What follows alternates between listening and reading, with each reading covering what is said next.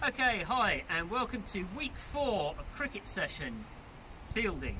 We've done some catching so far, close catching, high catching, and slightly further away catching. Today what we're going to do is we're going to start looking at the throwing technique. This might seem a little bit boring, but it's actually really important if you are to build a very strong throwing technique that is consistent. Because we're going to isolate the wrist muscles and then we're going to build in the elbow joint, following through with the upper half of the body, mostly the shoulder, and then the full technique, just so you can get an idea of how to build this up. Okay, so all we're going to do is we're going to place our elbow on our knee to start with, legs crossed, and I'm going to grip hold of my wrist.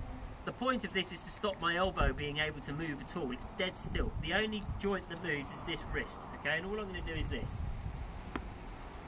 And it's going to feel really funny to start with because you're going to want to try to throw like normal, but all you're doing is this, it's a wrist flick. And you can either try and throw it as far as you can, or you can try and make the ball bounce as high as you can. It's up to you, okay? But you're trying to train this muscle in the wrist. Once you've done that for, let's say, 20 goes, all I'd like you to do is to slightly extend the drill. So you can move back a little bit. Do this in pairs actually. It's something you can do with your brothers or sisters. But all you can do is the same thing, cross your legs, but now you're going to be allowed to use your elbow joint. So the way we're going to isolate the rest of the body is by making sure the elbow stays in contact with the knee, and all you can do is this. And you'll notice, a bit like with the bowling actually, that I'm using a bunny ears grip. So I've got two fingers behind, one thumb underneath, and the other's fingers rest on the side. This is all I'm going to do.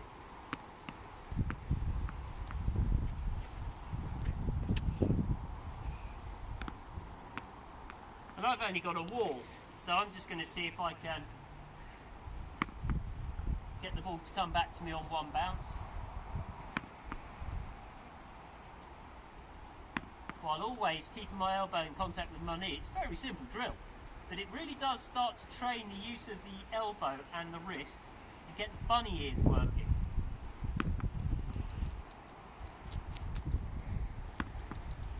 Okay, once you've done that, you can go a bit further back again. And now we're going to isolate everything below the waist. So what I'd like you to do, a bit like bowling action, remembering I'm a left-hander, stand side onto your target, okay? But what I'm going to do is I'm going to extend 1 foot forwards and I'm going to point my toe at the target, which in this case is the crack in the wall. And you'll notice that my knee is pointing out at right angles behind me. And all I'm going to do is adopt a very still posture with my back upright and my chin upright and out, so my spine is as tall as I can make it. And I'm going to raise the ball behind me. Notice that my palm is facing down at the moment, not up, down. And I'm going to point my elbow forward. Now those of you that have watched sports in various contexts might start to make comparisons between what I'm doing now and baseball throwers. Well actually that's essentially what we're doing, is a baseball pitching technique. So I point with my elbow. The reason I point with my elbow is because I'm going to pull it in and it's going to create drive from here. My legs still stay still. It's the same principle. What I'm going to do is get the ball to come back to me. Okay. Tiny bit windy. But again, I'm working on accuracy because I'm still trying to get the wrist flick, the elbow extension, but now I'm building in this rotation of the upper body. Okay? Side on there. It feels really funny to begin with.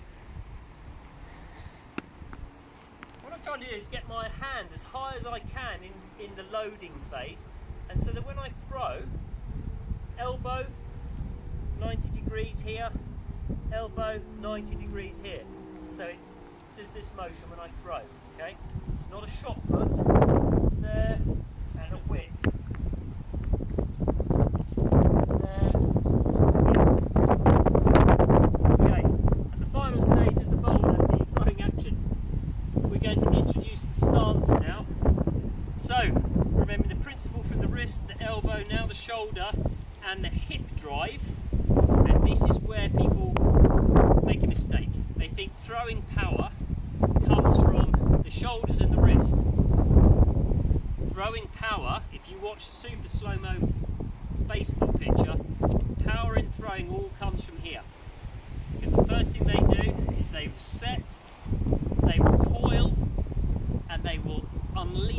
hips and they'll drive the hips, which stores energy up and creates a slingshot effect. So all I want you to do is stand side on. Same prep. But I want to take a step, just like bowling really. Throw. Same thing again. Side on. Prep. Throw. When you get really confident with this, you can go full baseball pitch and get some real power. The only other thing you can do is you're going to lean towards it. If you've got your balance right, you should be able to balance on your front foot. So here we go.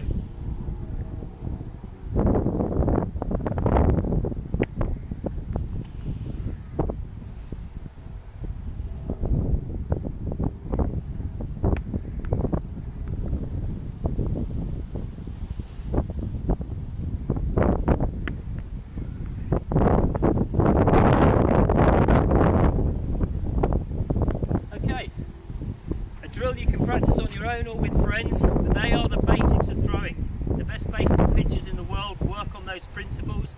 From here, it's a question of repetition, consistency